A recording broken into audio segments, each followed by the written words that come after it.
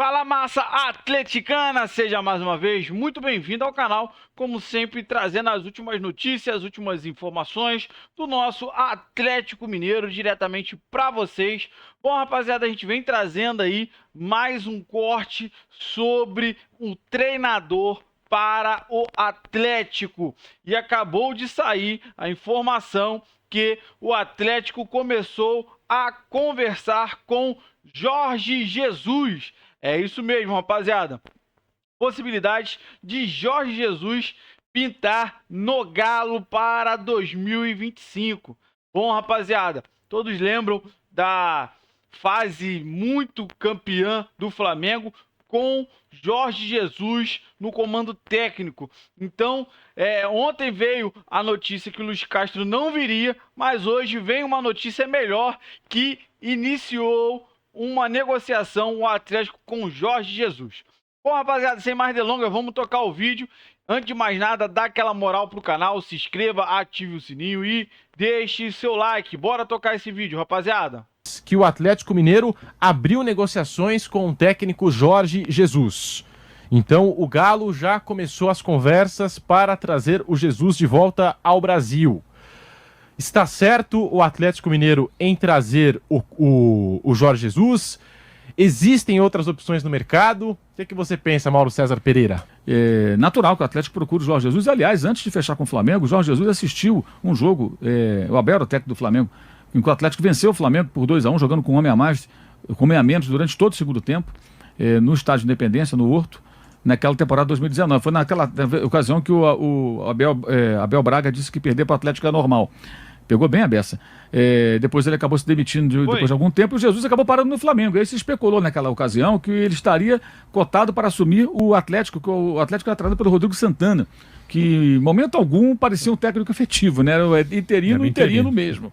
E aí se especulou muito. Eu me lembro que na época até uma pessoa do Galo falou, não tem nada, ele está aqui porque ele conhece o Ricardo Guimarães, né, que é um dos R's lá, dos mecenas do Galo, e foi convidado, foi assistir. Mas na verdade ele estava colocando a cara dele na vitrine. Né? Aí se falou dele no Vasco, o Vasco não tinha condições, o Atlético na verdade não negociou com ele, ele acabou indo parar no Flamengo. Então ele tem contato, quer dizer, as pessoas do Atlético o conhecem, o receberam naquela ocasião, muito natural que uma dessas pessoas... Do Atlético para a temporada 2025, boa tarde para você, para a Nath, para quem nos acompanha aqui no Bastidores. E o Atlético ontem, a notícia, né, que foi apurada pelo Henrique André e também pelo Paulo Azeredo, de que o Luiz Castro não vem mais para o Atlético. A negociação não avançou, muito em virtude dessa multa rescisória altíssima do Luiz Castro com o Al Nassr. Afinal de contas, né, 7 milhões de euros, quase 44 milhões de reais que o Luiz Castro recebe do Al Nassr até o meio do ano que vem, por conta dessa rescisão de contrato dele com o clube saudita, ficaria difícil pagar. E é realmente um valor muito alto, gente. Para um treinador, essa grana você pode investir num jogador de qualidade para trazer para o elenco. Isso posto, surgiu o nome do Pedro Caixinha. E em apuração agora à tarde, com alguns colegas da imprensa gaúcha, o pessoal da RBS, também o pessoal do Zero Hora, conversei com alguns colegas que cobrem o Grêmio de Futebol porto-alegrense, e a situação é a seguinte, né? O Caixinha, ele teria conversado com o Grêmio na semana passada, teria acertado tudo verbalmente com o Grêmio na quarta-feira passada. O Grêmio mandou o contrato na quinta-feira para o Caixinha. Na sexta, ele fez novas exigências e até agora não assinou o contrato com o Grêmio. Se o Atlético procurou o Caixinha nesse período para fazer uma proposta, talvez vendo que poderia dar errado com o Luiz Castro, a gente não sabe, nem os colegas lá da Rádio Gaúcha. Mas fato é que o Caixinha surgiu no radar do Grêmio e até agora não foi anunciado pelo Clube Gaúcho. Olha só, vamos começar pelo caso do Luiz Castro. É bom destacar que em nenhum momento a diretoria do Atlético veio a público dizer o seguinte: olha, o Luiz Castro fechou, nós contratamos o Luiz Castro é o técnico do Atlético. Gerou uma frustração grande no torcedor, mas toda a notícia do Luiz Castro foi uma notícia que foi apurada pela imprensa, pela Itatiaia, por outros veículos que apuraram. Agora, a diretoria do Atlético, ninguém pode dizer o seguinte: pô, por que a diretoria do Atlético criou a expectativa? Não. Isso até tem que se destacar, a diretoria do Atlético está muito calada no momento, está trabalhando em muito silêncio. O que eu consegui apurar de ontem para hoje foi o seguinte: o Luiz Castro conversou com a diretoria do Atlético, teve 5 reuniões, soube até de uma reunião que ele teve com o alto comando do Atlético, uma reunião que durou mais de 1h30, discutindo elenco, discutindo nomes, apresentando possibilidades. E ele, Luiz Castro, havia dito ao Atlético o seguinte: a minha questão contratual eu vou resolver com o Al Nassr. Eu vou resolver. O Atlético e o Luiz Castro começaram a trocar documentos para formatação do contrato. Na hora de assinar o contrato, volta o Luiz Castro e diz o seguinte: olha, deu ruim, eu não consegui resolver, eles não querem me liberar. Eu preciso que o Atlético pague a minha liberação. O Atlético falou: mas não tem condição, não foi o que você tratou conosco, não foi o que você discutiu conosco, não vamos botar mais 50 milhões de reais na roda nesse momento. Claro que não. E aí, o negócio foi interrompido e foi encerrado. Sinceramente, eu não vejo algo que se possa criticar da diretoria do Atlético nesse caso. O Atlético tentou contratar, procurou o cara fala que ele vai resolver a questão da multa contratual dele. O Atlético não divulgou, não gerou uma expectativa no torcedor. No final das contas, o cara fala que não pode, que não conseguiu resolver o problema. O que o Atlético vai fazer? Tirar 50 milhões do bolso para pagar por uma antecipação de contrato de 6 meses com o técnico? Não vejo sentido nenhum nisso. E é muito dinheiro, né, Nath? Você pensar também que isso pode ser investido de outras formas no time. Então, realmente ficou muito caro, né? Bastante oneroso você ter que arcar com quase 50 milhões de reais da noite pro dia.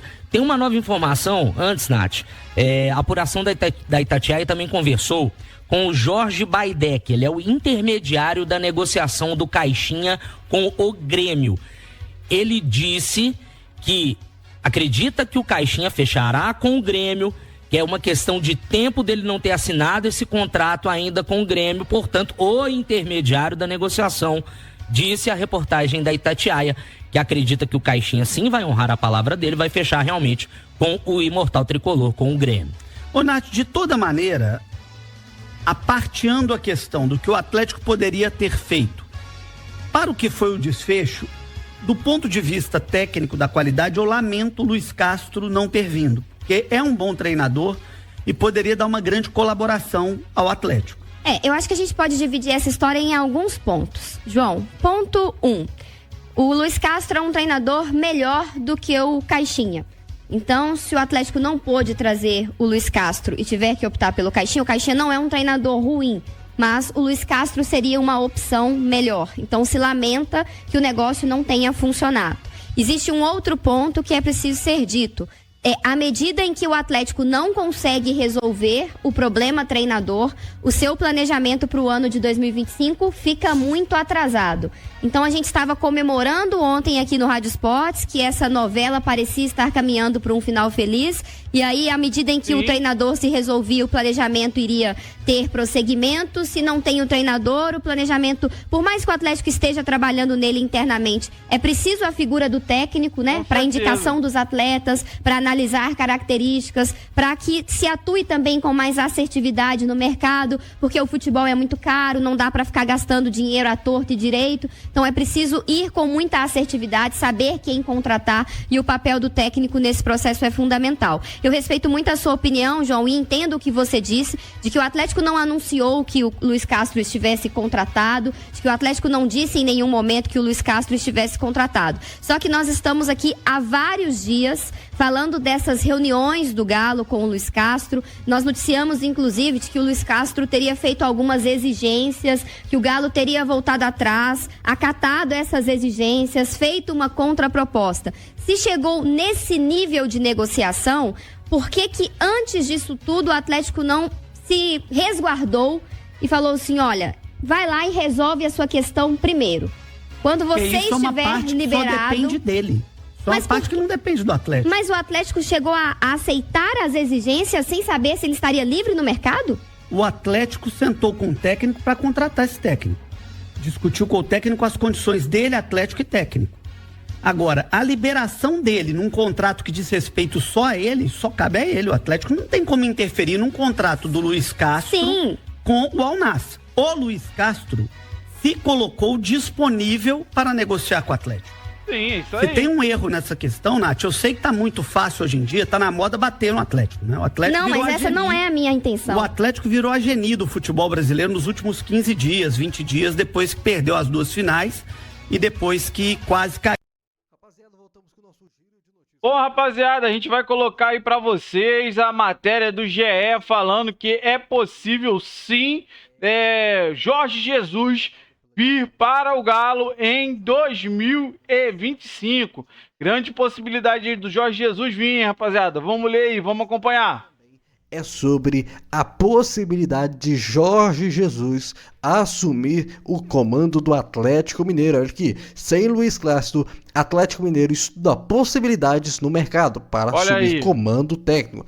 Pedro Caixinha, que ainda está próximo do Grêmio, também é bem avaliado. O Atlético Mineiro encerrou as negociações com Luiz Castro, visto com plano A para assumir o clube em 2025. Com o nome descartado, o clube trabalha agora com outras tratativas para definir o novo treinador de 2025 ainda esse ano. Olha só.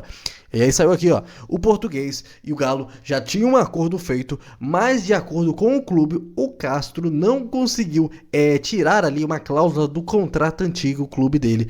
E algumas pessoas ligadas ao treinador negam que esse foi o verdadeiro motivo do Castro não ter vindo para o Galo. O técnico agora já é passado e a diretoria trabalha com alguns nomes, como o de Pedro Caixinha, ex-Red Bull Bragantino. Caixinha está muito próximo de ser anunciado no Grêmio, mas de acordo com uma fonte do Globo Esporte, houve alguns problemas dele com a diretoria do Grêmio, o que pode ter feito o negócio não dar certo. Diante disso, o Galo também avalia o nome de Jorge Jesus, que talvez não continue para 2025. Mas lembrando que o Jorge Jesus só estaria disponível aí para o Galo no meio do ano. Diz aí, torcedor, o que você pensa sobre isso? Você acha que o Galo deveria esperar sim ou não a chegada de Jorge Jesus, ou deveria tentar a contratação aí do Pedro Caixinha, que era técnico do Bragantino, e aí, depois rapaziada? foi demitido pela péssima campanha que ele fez. Lembrando que se você quiser participar de um sorteio de uma camisa do Galo, se inscreva no canal e comente o seu nome e a sua cidade. Bom, rapaziada, eu trouxe aí pra vocês um corte, tá? Trazendo tudo sobre o Galo e essa questão desde ontem, essa confusão que se criou com a negativa, né, do Galo a pagar essa multa do Luiz Castro. Gente, impossível. Impossível. Na verdade, o Nicola já vinha falando há um bom tempo sobre essa multa, aproximadamente de 40 milhões. E aí, mas foi se avançando nas negociações com o Galo, 5 encontros, já estava se discutindo sobre elenco, e aí o Luiz Castro ficou, né, de resolver com a Alnácia, e aí ele volta com essa questão, falando que não conseguiu resolver e o Galo teria que pagar essa multa. Então, sem condições, rapaziada. E de primeiro, o plano B seria aí o Pedro Caixinha, porque ainda não fechou com o Grêmio. Surgiu o rumor que na sexta-feira a negociação tinha sido um pouco não tão favorável. Então, o Galo veio com tudo para cima do Pedro Caixinha e tem essa última opção que seria Jorge Jesus. É isso mesmo, rapaziada. Jorge Jesus podendo vir para o Galo, só que tem um porém. Só no meio do ano também. Então, fica o questionamento. O Galo deve esperar o Jorge Jesus até o meio do ano ou até o Luiz Castro até o meio do ano e ficar com o interino? Ou deve brigar com o Grêmio para contratar Pedro Caixinha? Eu quero que você deixe aí nos comentários o que você acha disso tudo, dessas oportunidades, dessas opções que a gente tem, que não são muitas, mas quero que você participe aí com a gente. Não se esqueça, se inscreva no canal, ative o sininho e deixe o seu like. Valeu, rapaziada, um grande abraço.